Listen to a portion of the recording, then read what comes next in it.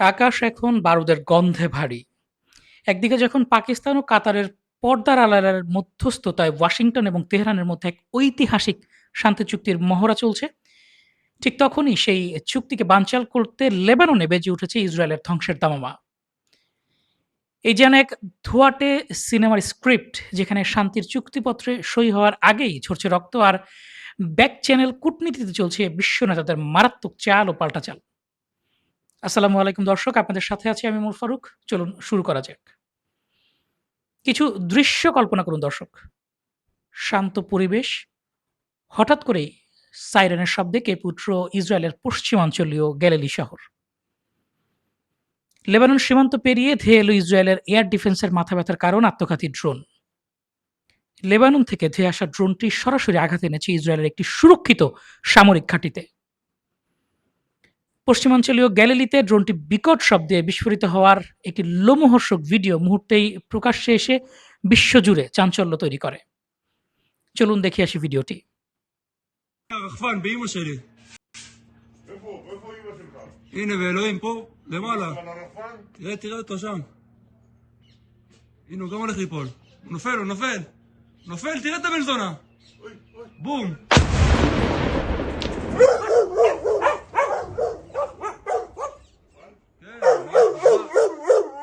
רחפן באמא שלי. দেখছিলেন লেবানন থেকে নিক্ষিপ্ত ইসরায়েলে আঘাত হানা একটি আত্মঘাতী ড্রোনের হামলার ভিডিও ফুটেজ। ইসরায়েলি সামরিক বাহিনী স্বীকার করতে বাধ্য হয়েছে যে লেবানন থেকে অন্তত ২টি ড্রোন তাদের আকাশসীমা সম্পূর্ণ ভেদ করে ভেতরে প্রবেশ করে এবং বিস্ফোরিত হয়। তবে নিজেদের পিঠ বাঁচাতে তাদের দাবি, এতে কোনো হতাহতের ঘটনা ঘটেনি। ইসরায়েলি রেডিওর এক এক্সক্লুসিভ খবরের সূত্র ধরে আল জাজিরা জানিয়েছে, সীমান্ত সংলগ্ন ইসরায়েলের রাশ আল নাকুরা এলাকার সামরিক অবস্থানগুলোই ছিল এই হিজবুল্লাহ ড্রোন হামলার মূল এবং নিখুঁত লক্ষ্যবস্তু। ইসরায়েলের উত্তরাঞ্চলে লেবাননের এই সফল ড্রোন হামলা ছিল তেল আবিবের এক অহংকারে বিশাল ধাক্কা।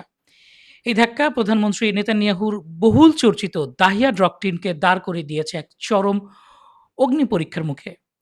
যারা জানেন না দাহিয়া ডক্ট্রিন কি, তাদের জন্য বলছি। দাহিয়া ডক্ট্রিন হচ্ছে ইসরায়েলের একটি নীতি, যে নীতিতে ইসরায়েল বলছে যখন যুদ্ধ হবে, আমরা যে সমস্ত এলাকায় আক্রমণ করব সেই সমস্ত এলাকার সবচাইতে গুরুত্বপূর্ণ স্থাপনাগুলোতে, সবচাইতে জনবহুল স্থাপনাগুলোতে ব্যাপকভাবে হামলা করব। এই হামলার ফলে ব্যাপক প্রাণহানি ঘটবে এবং শত্রুর ভেতরে আমাদের জন্য একটা ভীতি তৈরি হবে, যে ভয়ে তারা আর কখনো আমাদের বিরুদ্ধে যুদ্ধ করার সাহস পাবে না। এই দাহিয়াটি হচ্ছে লেবাননের রাজধানী বৈরুতের একটি শহরের নামে। এই শহরটি লেবাননের রাজধানী বৈরুতের সবচাইতে ঘনবসতিপূর্ণ এবং এখানে সবচাইতে আ সুউচ্চ ভবনগুলো অবস্থিত। ইসরায়েল এই দাহিয়া ডক্ট্রিনের মাধ্যমে বলতে চাইছে যে, আমি দাহিয়া শহরের যতগুলো ভবন আছে এগুলোতে হামলা করে ব্যাপক প্রাণহানি ঘটাবো, ব্যাপক গণহত্যা চালাবো এবং এর ফলে লেবানন ভয়ে নিজেরা বাধ্য হবে হিজবুল্লাহকে থামাতে কিংবা হিজবুল্লাহকে নিরস্ত্র করতে। লেবাননের এই ড্রোন হামলার পর ইসরায়েলের প্রধানমন্ত্রী যে দাহিয়া ডক্ট্রিনের কথা করে বলেছিলেন, সেই দাহিয়া ডক্ট্রিন একটি পরীক্ষার সামনে দাঁড়িয়েছে। ইসরায়েলের কট্টরপন্থী মন্ত্রিসভার যে সদস্যরা রয়েছেন, ইতামার বেন গ্রাভির এবং বেজারাল স্মোট্রিচ, যারা অত্যন্ত কট্টরপন্থী ব্যক্তি, তারা এখন রক্ত পিপাসার্ত। তারা এখন আক্ষরিক অর্থেই রক্ত চাইছেন। স্মোট্রিচ হুঙ্কার দিয়েছেন, তিনি বলেছেন বিন্দুমাত্র ছাড় না দিয়ে এখনই দাহিয়া ডক্ট্রিন কঠোরভাবে বাস্তবায়ন করতে হবে। তার সোজা দাবি, আজই বৈরুতের দাহিয়া উপশহরের বড় বড় বহুতল ভবনগুলো বিমান থেকে বোমা মেরে মাটির সাথে গুঁড়িয়ে দিতে হবে। একই ধ্বংসাত্মক সুরে সুর মিলিয়েছেন ইসরায়েলের আরেক কট্টর জাতীয়তাবাদী নিরাপত্তা মন্ত্রী ইতামার বেন গাভির। তার প্রকাশ্য হুঁশিয়ারি, লেবানন থেকে ধেয়ে আসা প্রতিটি হামলার জবাবে লেবাননের রাজধানী বৈরুতের দক্ষিণাঞ্চলীয় দাহিয়া এলাকাকে আক্ষরিক অর্থেই বোমার আঘাতে কাঁপিয়ে দিতে হবে। দর্শক, কট্টরপন্থীদের এই দাবির পরেই যেন আকাশ থেকে নেমে এলো জাহান্নামের আগুন। দক্ষিণ বৈরুতে হিজবুল্লাহর অবকাঠামো তকমা দিয়ে ভয়াবহ বিমান হামলা চালিয়েছে দখলদার ইসরায়েলের বিমান বাহিনী। হামলার পরপরই তারা দাহিয়ার বড় বড় ভবনগুলো ধসে পড়ার ভিডিও প্রকাশ করে নিজেদের পাশবিক শক্তির জানান দেয়। আমরা দাহিয়ায় ইসরায়েলের হামলার ভিডিও ফুটেজটি আপনাদের সাথে শেয়ার করছি।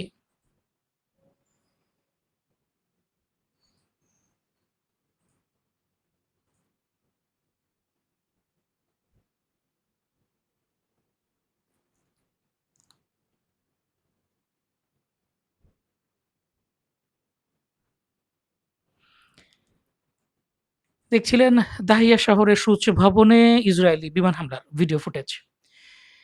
ইসরায়েল দাবি করে হিজবুল্লাহ আজ ইসরায়েলকে লক্ষ্য করে রকেট ছোড়ার কারণে তারা সংগঠনটির মূল কমান্ড সেন্টারে এই হামলা চালিয়েছে। সংবাদ মাধ্যম রেরাম নোভেরাম প্রথম দিকে বৈরুতে একজন নিহত ৪ জন আহত হওয়ার খবর দিলেও সময় বাড়ার সাথে সাথে ধ্বংসস্তূপের ভেতরের দৃশ্যপট আরও ভয়াবহ হয়ে ওঠে। জিওপলিটিক্স ওয়াচের সর্বশেষ তথ্য অনুযায়ী বৈরুতের এই ধ্বংসাত্মক হামলায় নিহতের সংখ্যা বেড়ে দাঁড়িয়েছে ৩ জনে এবং আহতের সংখ্যা ২২ ছাড়িয়েছে। সময়ের সাথে সাথে এই সংখ্যা বাড়ছে। দর্শক, বৈরুতের এই হামলার আগুন সরাসরি গিয়ে লেগেছে ইরানের নীতি নির্ধারকদের হৃৎপিণ্ডে। তেহরানের জেনারেলরা এখন আর চুপ থাকতে রাজি নন। ইরানের জাতীয় নিরাপত্তা ও পররাষ্ট্র নীতি কমিশনের মুখপাত্র ইব্রাহিম রেজাই দাহিয়ায় হামলার পরপরই সোশ্যাল মিডিয়া এক্সে একটি বিস্ফোরক পোস্ট করেন। তিনি লেখেন, আমাদের কোনো ভুল হিসাব নিকাশ করা যাবে না। এই পাগলা কুকুরকে, ইসরায়েলকে যদি এখনই উপযুক্ত শিক্ষা দিয়ে নিয়ন্ত্রণ না করা হয়, তবে শান্তি চুক্তির সমঝোতা স্মারকের কালি শুকানোর আগেই এই কুকুর আমাদের পায়ে কামড় বসাবে। আপনারা ঠিকই শুনেছেন দর্শক, মোহসেন রেজাই জাতীয় নিরাপত্তা ও পররাষ্ট্র কমিশনের মুখপাত্র, দুঃখিত, ইব্রাহিম রেজাই তিনি ইসরায়েলকে পাগলা কুকুর বলে সম্বোধন করেছেন এবং বলেছেন, একে নিয়ন্ত্রণ করা না গেলে শাস্তি দিয়ে, শিক্ষা দিয়ে যদি এদেরকে সঠিক পথে না আনা যায়, তবে শান্তি চুক্তির কালি শুকানোর আগে এই কুকুর আবার কামড় দেবে।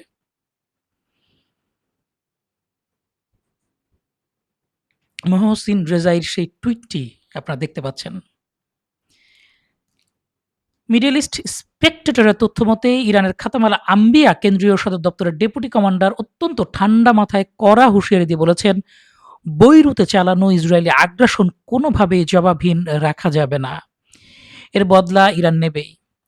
এর আগে বৈরুতে বিমান হামলার জবাবে ইরান যেভাবে প্রতিশ্রুতি রক্ষা করে মিসাইল হামলা করেছিল, ঠিক সেই রকম আরেকটি বড় ধরনের ইরানি মিসাইল হামলার আশঙ্কায় বর্তমানে কাঁপছে ইসরায়েল। পরিস্থিতি মোকাবেলায় ইসরায়েলি সামরিক বাহিনীর সব স্তরে সর্বোচ্চ সতর্কতা জারি করা হয়েছে বলে নিশ্চিত করেছে তাদের নিজস্ব সংবাদ মাধ্যম। মিডল ইস্ট অবজারভারের এক প্রতিবেদনে বলা হয়েছে, নতুন করে এই সংঘাত বা ইরানি পাল্টা হামলা শুরু হলে যুক্তরাষ্ট্র ও ইরানের মধ্যকার চলমান ঐতিহাসিক আলোচনা পুরোপুরি ভেস্তে যাবে। আর তাই এই পরিস্থিতি শান্ত করতে পর্দার আড়ালে রীতিমতো মরিয়া হয়ে প্রবল কূটনৈতিক চাপ প্রয়োগ করে যাচ্ছে মধ্যস্থতাকারী দেশ কাতার ও পাকিস্তান। পুরো ঘটনার নেপথ্যে লুকিয়ে আছে এক চরম ইসরায়েলি ষড়যন্ত্র। যুক্তরাষ্ট্র এবং ইসরায়েলের মধ্যে চলছে এক সুপরিকল্পিত ভালো পুলিশ খারাপ পুলিশ টাইপের একটা খেলা। সংবাদ মাধ্যম এক্সিওস ইসরায়েলি ও মার্কিন কর্মকর্তাদের বরাত দিয়ে এক চাঞ্চল্যকর সত্য ফাঁস করেছে। বৈরুতে হামলা চালানোর কিছু সময় আগেই মার্কিন সেন্টকমকে হামলার বিষয়ে আগাম তথ্য জানিয়েছিল ইসরায়েলি সামরিক বাহিনী।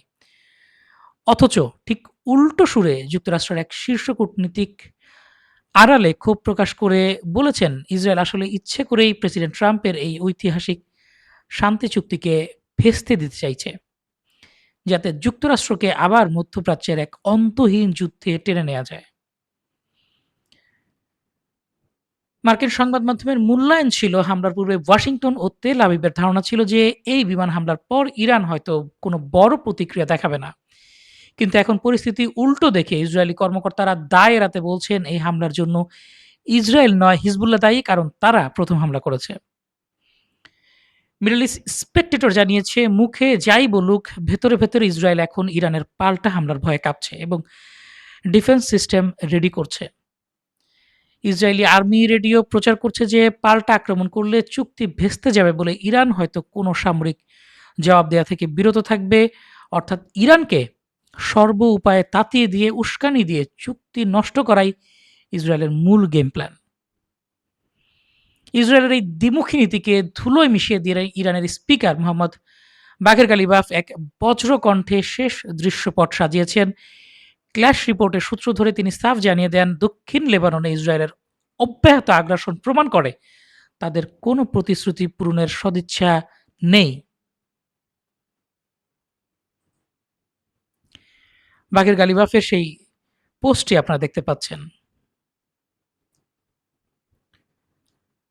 বাগের গালিবা ফারো বলেন, অপরাধে সবুজ সংকেত দিয়ে কোনো অজুহাত খাড়া করা যাবে না। যুক্তরাষ্ট্রের গুড কপ ব্যাড কপ খেলার দিন এবার শেষ হয়ে গেছে। তিনি আমেরিকার উদ্দেশ্যে চূড়ান্ত হুমকি দিয়ে বলেন, ইসরায়েলকে লাইনে না আনলে যুক্তরাষ্ট্রের সাথে চলমান সমস্ত আলোচনা এখনই চিরতরে আটকে দেয়া হবে। প্রশ্ন হচ্ছে এখন কোন দিকে মোড় নেবে ইতিহাস? সমঝোতা স্মারক স্বাক্ষর হবে, নাকি সেটি স্বাক্ষর হওয়ার আগেই ইসরায়েলের উস্কানিতে মধ্যপ্রাচ্যে মহাযুদ্ধ শুরু হবে? নাকি কাতার পাকিস্তানের মধ্যস্থতায় আসবে শান্তি? উত্তর লুকিয়ে আছে আগামী কয়েক ঘন্টার চরম অনিশ্চয়তার মধ্যে। এবার মুসলিম বিশ্বের জন্য তুরস্কের পক্ষ থেকে একটি সুসংবাদ। কৃত্রিম বুদ্ধিমত্তার বৈশ্বিক বাজারে কেবল ব্যবহারকারী হিসেবে নয়, বরং নির্মাতা এবং নিয়ন্ত্রক হিসেবে নিজেদের প্রতিষ্ঠা করতে এক নতুন যুগের সূচনা করেছে তুরস্ক। ইস্তাম্বুলে আয়োজিত এক অনুষ্ঠানে তুরস্কের প্রথম নিজস্ব ও মুসলিম বিশ্বের একমাত্র এআই মডেল বিলগে উন্মোচন করেছেন প্রেসিডেন্ট রিসেপ তাইয়িপ এরদোয়ান। বিলগে অর্থ জ্ঞান। অধিকাংশ দেশ যেখানে কেবল বিদেশি এআই যেমন চ্যাট জিপিটি, জিমিনির ব্যবহারকারী হয়েই থেমে আছে, তুরস্ক সেখানে বিলগে এআই নির্মাণ ও নিয়ন্ত্রণের মাধ্যমে সম্পূর্ণ প্রযুক্তিগত সার্বভৌমত্ব অর্জনের রূপরেখা দিয়েছে। এই ঐতিহাসিক অ্যাকশন প্ল্যান বা মহাপরিকল্পনা বাস্তবায়নে তুরস্ক তাদের এআই অবকাঠামো খাতে অন্তত $10 বিলিয়ন বিনিয়োগ করতে যাচ্ছে। প্রযুক্তি খাতে নিজেদের অবস্থান মজবুত করতে আগামী ২ বছরের মধ্যে তুরস্ক দেশের ৫০ লাখ নাগরিককে এআই সাক্ষরতা বা এআই লিটারেসির আওতায় নিয়ে আসবে। একই সাথে ১ লাখ পেশাজীবী এবং ১০,০০০ এআই বিশেষজ্ঞ তৈরি করার লক্ষ্যমাত্রা হাতে নিয়েছে দেশটি। অন্যদিকে ড্রোন প্রযুক্তিতে বৈপ্লবিক পরিবর্তন এনে এক ধাক্কায় তুরস্ককে বৈশ্বিক পরাশক্তি বানানো বাইকারের চেয়ারম্যান সেলজুক বাইরাক্তার বর্তমান এআই প্রযুক্তির একচেটিয়া উত্থানকে সরাসরি চ্যালেঞ্জ করেছেন। Yapay zeka teknolojisini hegemonik bir biçimde elinde tutmaya çalışan dev tekeller neredeyse insanlığın sahip olduğu tüm enerji kaynaklarını tüketecek devasa bir işlem gücü talep ediyorlar. Bu itirazları adeta firavunların sonsuz egolarını yüceltmek için yaptığı o dev yapılar gibi salt kaba güçle inşa edilmiş piramitleri andırıyor. বাইরাক্তারের প্রতিষ্ঠাতা Seljuk Bayraktar বলেছেন, বর্তমান global tech giant অর্থাৎ Google এবং open AI এর chat GPT এবং Gemini সহ যারা AI প্রযুক্তিগুলো নিয়ে আসছে, তারা এই প্রযুক্তির প্রসেসিং এর জন্য যে পরিমাণ বিপুল প্রসেসিং পাওয়ার ব্যবহার করছে, তা খুব দ্রুত পুরো মানবজাতির প্রায় সমস্ত জ্বালানি সম্পদ গ্রাস করে ফেলবে। তিনি আরো বলেছেন, গ্লোবাল টেক কোম্পানিগুলোর এই অন্ধ আধিপত্য বিস্তারের উচ্চাকাঙ্ক্ষাটা হচ্ছে অনেকটা প্রাচীন মিশরের পিরামিড তৈরির প্রতিযোগিতার মতো। তিনি বলেন, ফারাওরা যেমন নিজেদের অহংকার প্রকাশে পেশি শক্তি দিয়ে পিরামিড তৈরি করত, এই গ্লোবাল কোম্পানিগুলোর মন মানসিকতাও ঠিক তেমনই। তারা লাখ লাখ প্রসেসরের সাহায্যে পুরো মানব জাতির ডেটা হাতিয়ে নিয়ে একচ্ছত্র ক্ষমতার মালিক হয়ে যাচ্ছে। তাই তিনি অন্যের ঠিক করে দেওয়া নিয়মে বা ছকে না খেলে সম্পূর্ণ নতুন এক দৃষ্টিভঙ্গি নিয়ে ভবিষ্যতের প্রযুক্তি তৈরি করার প্রতি জোর দেন এবং ঠিক যেভাবে বাইকার নিজেদের ড্রোনের ক্ষেত্রে বিশ্বকে সম্পূর্ণ নতুন এক যুগের সূচনা করে দেখিয়েছিল, ঠিক একইভাবে এর ক্ষেত্রেও অন্যদের টেক্কা দিয়ে নতুন প্রযুক্তির আহ্বান জানিয়েছেন তিনি। তুরস্কের এই কৌশল এবং অন্যদিকে বাইরাক্তারের বৈপ্লবিক দৃষ্টিভঙ্গি আগামী দিনে বৈশ্বিক প্রযুক্তির মানচিত্রে এক বড় ধরনের পরিবর্তনের ইঙ্গিত দিচ্ছে। দর্শক, এই ছিল এখনকার মতো আমাদের সর্বশেষ আন্তর্জাতিক সংবাদ। পরবর্তী সংবাদ দেখার আমন্ত্রণ জানিয়ে বিদায় নিচ্ছি। ভিডিওটি ভালো লাগলে লাইক, কমেন্ট, শেয়ার এবং সাবস্ক্রাইব করে পাশেই থাকুন। ধন্যবাদ। আল্লাহ হাফেজ। আসসালামু আলাইকুম।